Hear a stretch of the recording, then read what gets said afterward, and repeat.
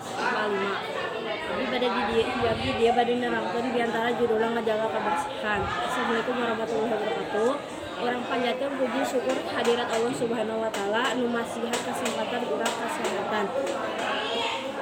Ibu jeung bapak guru anu dipihormat, para warga anu dihormat kusimkuring. Dina wakas ieu abdi bade nerangkeun pikeun pentingna ngajaga kabersihan anggo urang sadaya. Dina salah sahiji hadis diterangkeun anu patuh minal iman. Hartosna kabersihan sabagian ariman.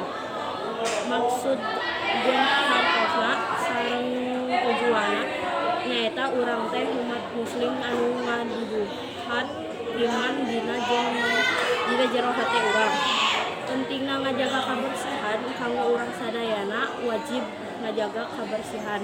Misalnya bersihan awak atawa ibak, bersihan kuku, nyibak wang atau ratin, jeung sajabana sarta kudu micin runtah ka tempat sampah.